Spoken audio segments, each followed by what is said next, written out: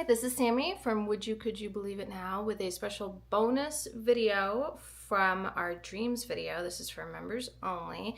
And I had mentioned I had a theory that if I had time I'd share it. We didn't have time, so I'm sharing it now. And I actually think it's probably better that it's a members only video because it kind of goes into an area that, I'm a little protective of. It's basically, this is a theory that I have that came to me in what most people would call a download, which I don't love that word, but it's also, like, I guess the best word I have for it. This is something that's part of the psychic phenomenon, or psionic, however you want to refer to it. But it's when someone that has psychic experiences kind of gets hit with a sudden wave of knowledge that you don't really know how or where it came from. And so that's why it's called a download, because it feels like someone just kind of like downloaded it into your brain all of a sudden. So this is one of those things, and it was related to dreams.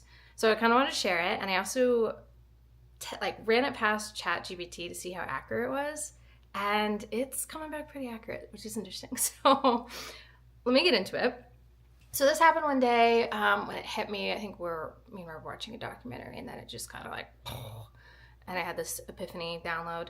And it had to do with the way we experience not only the world, but dreams and the phenomenon.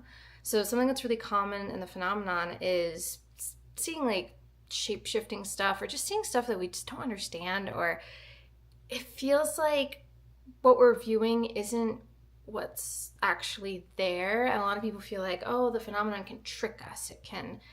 some of the beings that might be a part of it can shapeshift or affect our perception or hack our perception. And that's something that's interesting. And it reminds me of how we experience our dreams. I think we have dreams a lot of the time that don't make any sense to us, but we feel like they mean something. And so the sudden onslaught of information that I get was that it had to do with our synapses in the brain. So what I'll do is I'll give you the rough overview of how this came to me, and then we'll go to ChatGPT to give more of the scientific terms.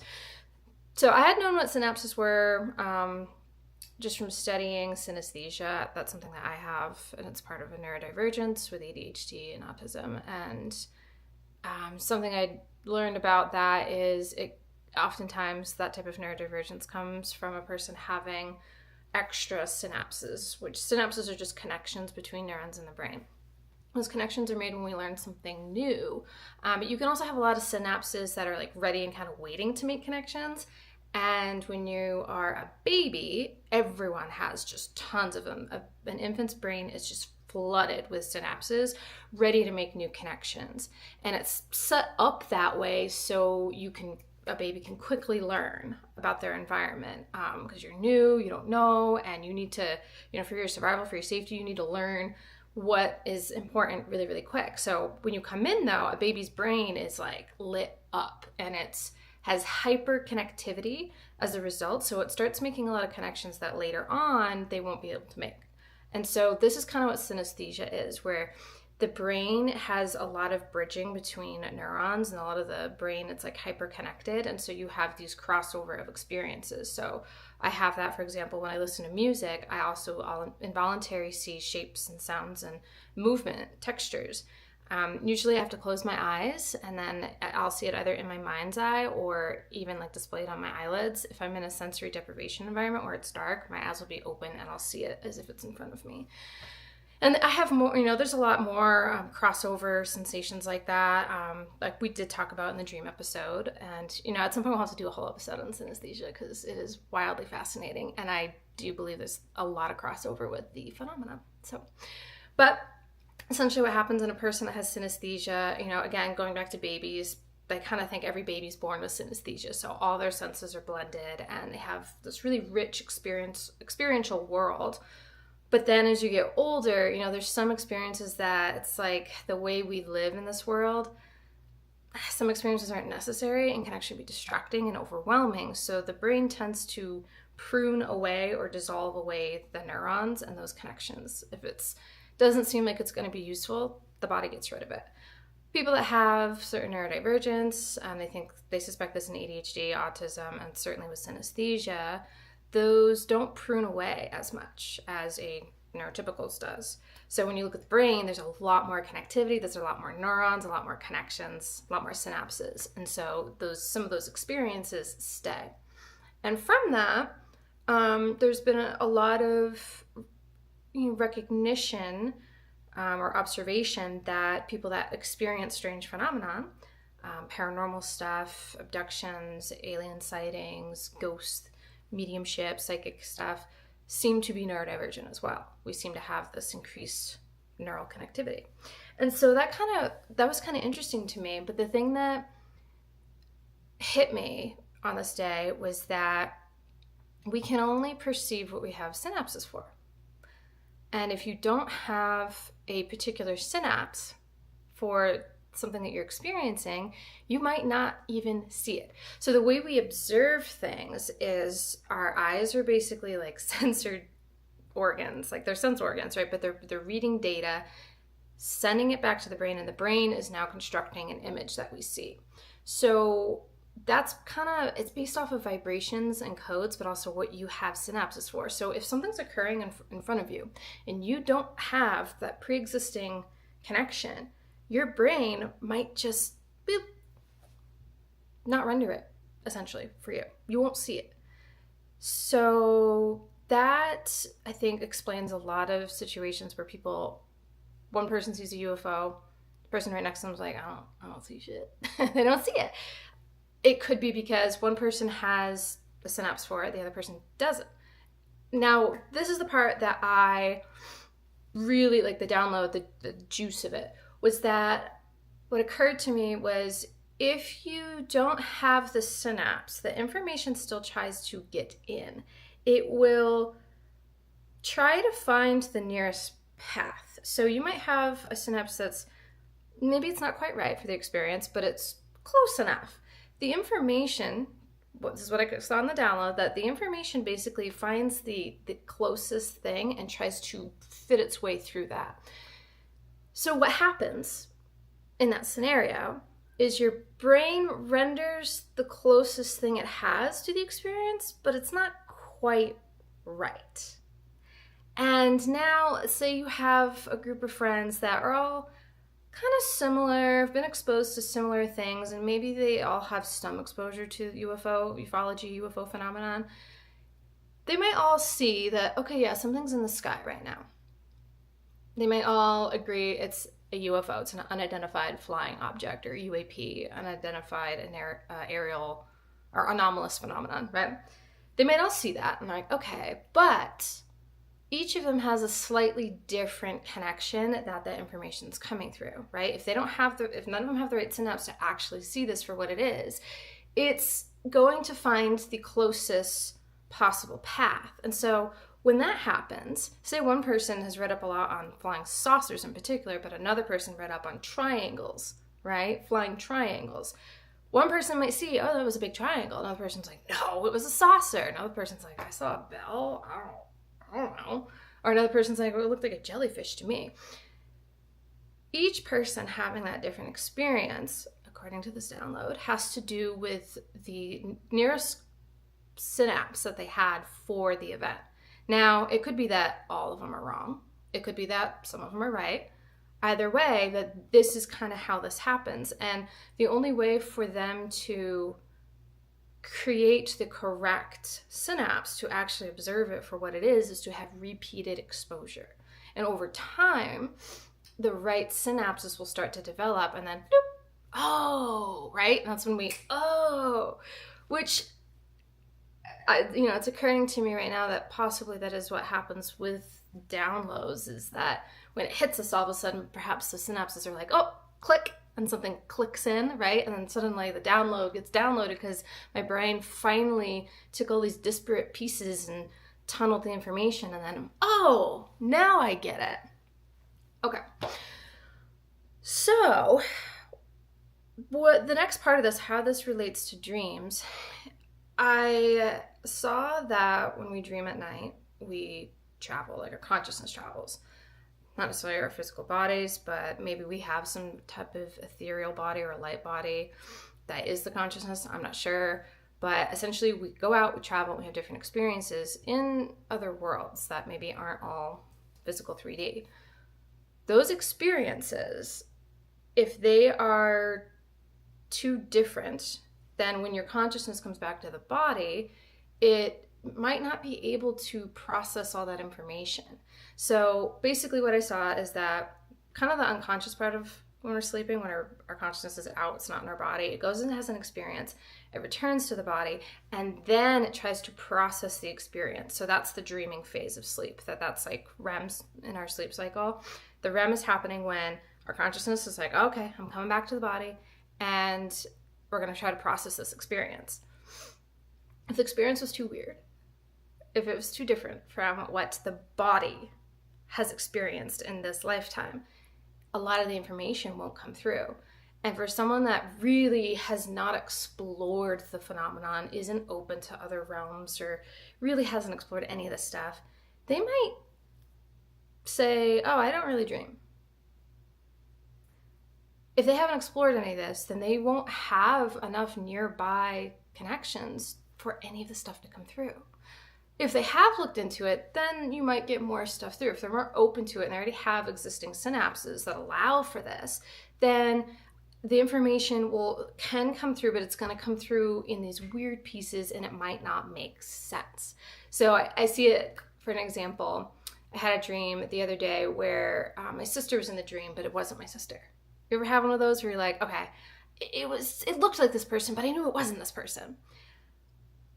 Based off this theory that I have, what it could have been is I had an experience with a being or someone who was a sister-like figure to my consciousness, but it wasn't this sister. But either way, that was the closest connection I had to who this person was that I had an experience with. And so it rendered as it being my sister, but then the consciousness still knows, well, that's not quite right. I think this is when we have those weird dreams where things are all topsy-turvy. It's because the brain is trying to allow something to come through, but it's not quite right. It's like you have a round hole and you're forcing a square into it. Like if you push hard enough, it'll go through, but it might get distorted. Kind of like that. And another example I have that I've used to describe this is how we have scent receptors in our nose. And that basically there's different scents, their breakdown molecules have different shapes, and then our scent receptors will have matching shapes. So you can have a smell, right? A smell comes through, and when it fits, when the shape fits, your brain's like, aha, that was popcorn. Okay, well, the thing about popcorn and butter, right? It's usually the buttery smell. This is such a gross example, but what I've heard this from, I had double checked it, but essentially dog urine has a really similar, like the molecule has really similar shape. So sometimes when we smell a dog, right, if they have that on their fur, which is normal from the day they roll around in it, the scent can get confused. It can essentially go through our butter scent receptor instead of the urine scent receptor because it's close enough in shape that it can like fit through. So our brain perceives it as buttery, but it's not butter. You see what I mean? That kind of thing where, well, it's close, so it's going to force its way through. Okay, so from here, what I saw was that the more you look into these things, the more information is able to kind of tunnel through these synapses, and that by repeated exposure, they start to form more appropriately, and then more can form. So the more you look at something, the more you practice something, the more you research something, the more synapses related to that thing are then created. And it's a process, but until you finally get enough, something will be fuzzy until enough synapses are there that you're able to experience the thing wholly. So that's something that I've seen with this. The other thing is that there's other ways that these synapses can be created, but they can be painful. And the example I was given was kind of like an ear piercing, right? Say you need a pathway. If you want to have an earring, you need a path. You need a hole for an earring to go through. I'm kind of thinking that as like information getting into the brain and being able to move around the brain, it needs a pathway, and that's the synapses, right? It needs that tube, it needs the tunnel, it needs the path. You could slowly tunnel a hole in your ear, but it's going to be a process, or you can quickly hole punch it with force. Now, that's a trauma. And it hurts. And when you do that, it works, right? Now I've got a hole in my ear and I can put an earring in it. But I have a recovery time now. So there's a thing in the phenomenon where a lot of people talk about, it seems that a lot of people that have phenomenal-based experiences also seem to have a lot of trauma. And again, as part of this download, I was like, oh, trauma can sometimes serve as like a hole punch to force through those synapses. So this is where the connection's going to be made, but it's not a slow learning, slowly bridging these connections. It's and it hurts and it can cause damage to the brain. And now you need a recovery time. You will gain the understanding at the same time and now be able to experience things. But that method is painful. So it doesn't have to go that way, but it could. And I think similarly, when we talk about ontological shock is the feeling you get when you're exposed to information that basically too much information and too quickly that it alters your worldview. So you're kind of going about your world thinking you have a solid understanding, you feel like you know what your world is, you know how it works, and then all of a sudden someone's like, actually, there's aliens, they exist, and they're all around us right now. That's shocking. I think ontological shock is kind of like another form of that type of trauma where it kind of, something gets like hole punched into your brain, and it's like, it's hard to process it. Basically, too much data coming in at once. It's not quite the same as like a trauma, like a car accident or a near-death experience or losing a loved one. It's kind of like the middle zone, I feel like, between a slow, steady study that creates synapses versus a sudden tragedy that creates synapses. That one kind of feels like in the middle where someone kind of like drops the info on you and you're forced to try to process it right then and there. That will also kind of create it, but with some pain and discomfort.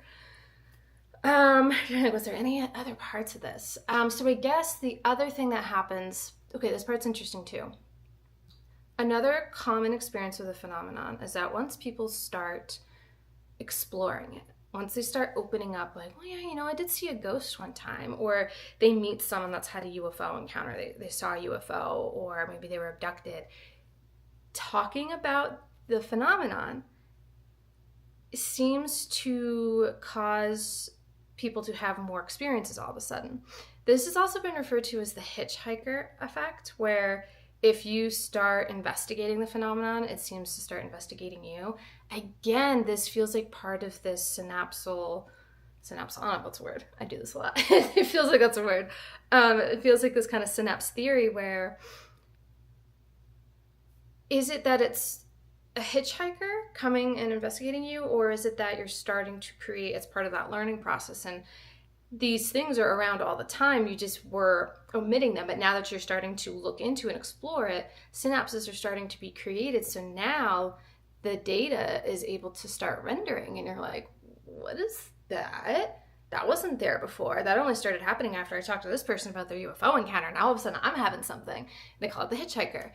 Part of this theory is that, again, it's just the synapses are starting to form to allow for this. Now, another part of the hitchhiker effect is people find that, okay, well, when they let it go, they stopped looking into it, it all went away. Okay, well, if you stop looking into something, the synapses will now prune back. If you're not using them, they'll dissolve, they'll fall away. So now your brain goes back to not rendering this thing. To me, I'm like, whoa, this makes sense based off of my understanding of neurons and synapses, but I am an artist and a writer. I do have a journalism background, so I'm good at researching, but I'm not a neurobiologist.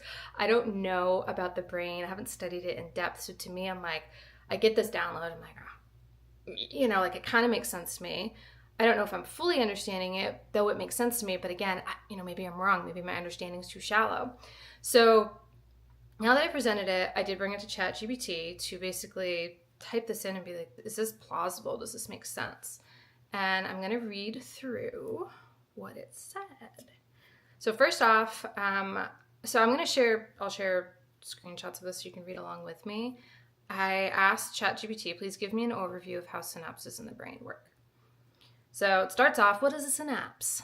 A synapse is the junction between two neurons, and neurons are nerve cells, where communication occurs.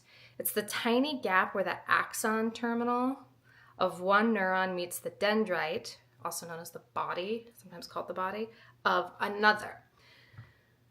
This says there are two main types. There's a chemical synapses, which are the most common ones, and then electrical synapses, which are less common and faster, but they're not as flexible. So how a chemical synapse works step by step. So one electrical signal, action potential, travels down the axon. A neuron is activated by an electrical impulse, which is also called an action potential, which travels down its axon to the axon terminal. These terms are a lot. My brain can only handle so much of it, but I do want to share it. So if anyone's watching this, it does understand this a little bit more. Putting this here, or if you want to learn, here you go. Number 2, calcium channels open. When the action potential reaches the axon terminal, it causes calcium channels to open. Calcium flows into the cell. Number 3, neurotransmitter release. The influx of calcium triggers synaptic vesicles, which are small sacs filled with chemicals, to fuse with the membrane and release neurotransmitters into the synaptic cleft, the tiny gap between neurons. Neurotransmitters bind to receptors. 4. These neurotransmitters cross the synaptic cleft and bind to receptors on the postsynaptic neuron, which is the receiving cell. 5. Postsynaptic response. Depending on the type of neurotransmitter and receptor, the receiving neuron will either be excited, more likely to fire an action potential, or be inhibited, less likely to fire. And then 6, signal termination. To prevent overstimulation, neurotransmitters are either reabsorbed or reuptake, broken down by enzymes, or simply diffuse away. Okay. So now common neurotransmitters, we have glutamate, which is excitatory, involved in learning and memory. GABA, it's GABA, looks like an acronym, inhibitory, calming effect. Dopamine, reward, motivation, and movement. Serotonin, mood, sleep, and appetite. And acetylcholine, muscle movement, learning, memory. So this is where I don't understand. I have heard of that there's different types of neurotransmitters before, and that like I've heard like sometimes if you study for a test, you review all the information, go for a run, it can help you process it better, which might be because maybe you're producing dopamine and also acetylcholine, I hope I'm saying that right, which can help the information basically create the neural connections. I don't know how correct that is. Again, don't fully quote me on this. If someone knows more about this than I do and you could fill in some of my gaps here, I would love to hear it. I never presume to be an expert on anything, and I like to stay open-minded. I don't want to ignore this kind of information, but if you know why this is complete bullshit, please let me know. Or if you know why actually this might work, I would also love to know that. Okay, so now ChatGPT has why synapses matter. Synapses are fundamental to brain function. They allow complex communication between neurons, learning and memory through synaptic plasticity, which is strengthening or weakening the connections, and the influence of drugs, emotions, thoughts, and behaviors. Okay, so then I asked, could you please explain how learning changes our synapses?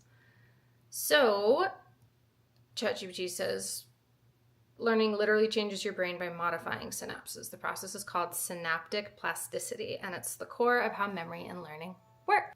Okay, so synaptic plasticity, there's two main types. You have long-term potentiation, which is strengthening the synapses, and long-term depression, which is weakened synapses. Okay, so we have long-term potentiation, making synapses stronger. This is how this works. Frequent stimulation of a synapse causes more neurotransmitter release. The postsynaptic neuron becomes more responsive by adding more receptors, becoming more sensitive to neurotransmitters. Structural changes then follow. Synapses grow bigger, new dendritic spines, tiny branches form, sometimes new synaptic connections are created.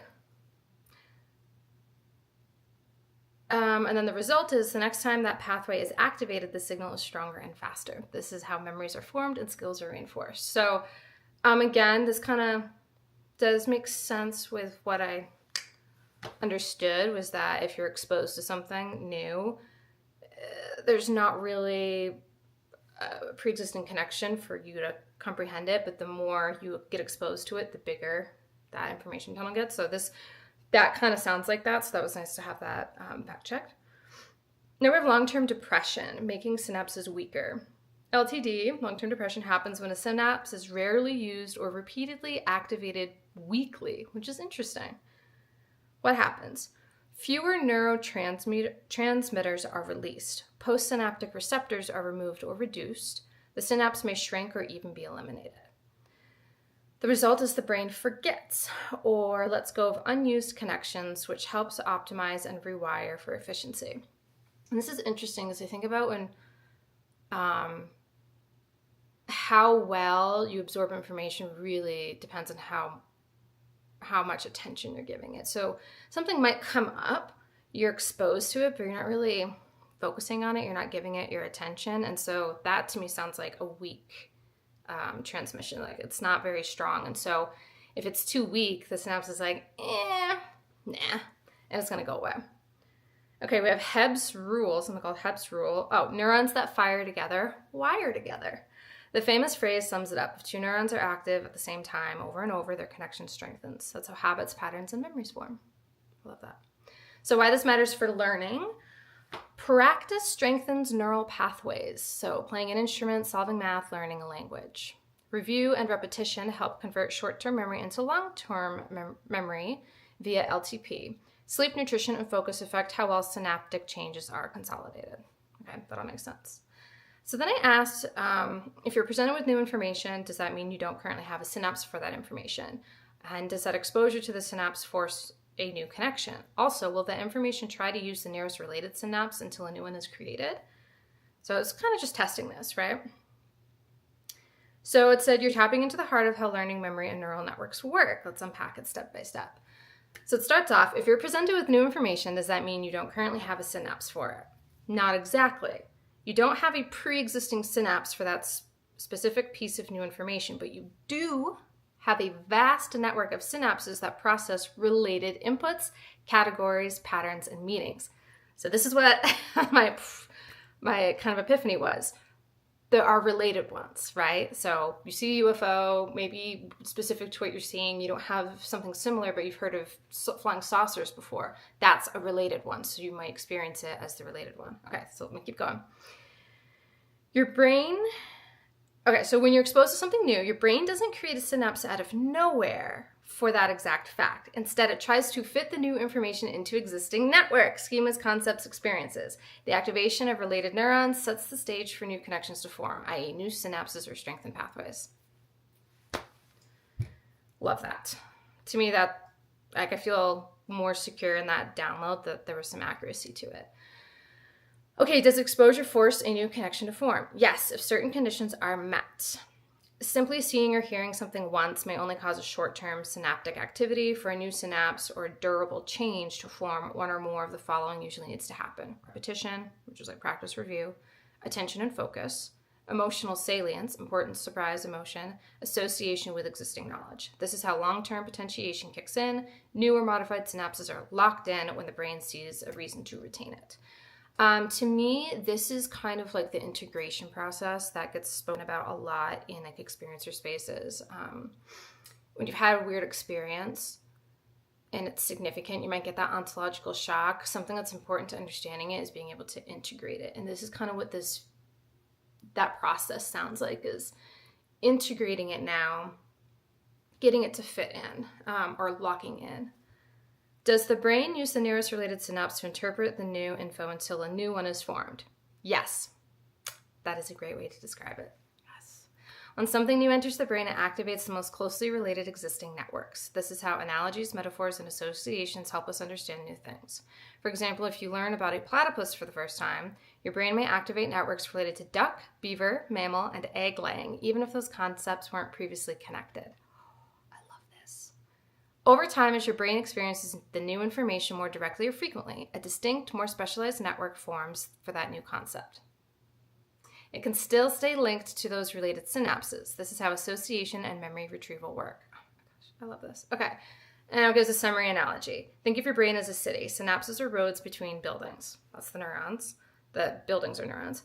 New information doesn't instantly build a new road. Instead, it tries to reroute through existing streets. If you travel the path often enough, the city will build a shortcut or a new highway, a stronger synaptic connection. I love that. I know ChatGPT is still, you have to be careful, but here, I'm going to ask it to share the resources.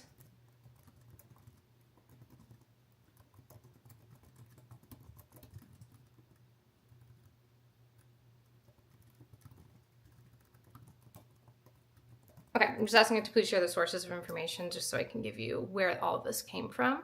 Again, because I'm not a neuroscientist in any way. I did think about studying it. Let's see. It says the explanations I provided are based on well-established neuroscience research and cognitive psychology, including decades of works in fields like synaptic plasticity, learning and memory, and neurobiology. It says, while I don't quote a specific article, here's a breakdown of course sources and concepts. Okay, so it's giving me some articles. So I have Principles of Neuroscience by Kendall et al. Neuroscience Exploring the Brain by Baer, Connors, and Paradiso.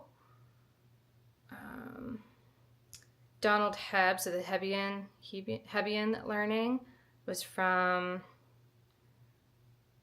the Organization of Behavior from, I'm guessing this is a study or maybe a paper from 1949.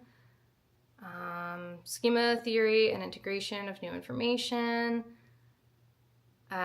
It's covered in cognitive science literature by Jean Piaget and Bartlett. I might have said those wrong. By the National Research Council, a lot of information from there. Oh my goodness, there's a lot. So it's quoting peer-reviewed journals. If that helps, I'll put a screenshot of this in the video so you can see that.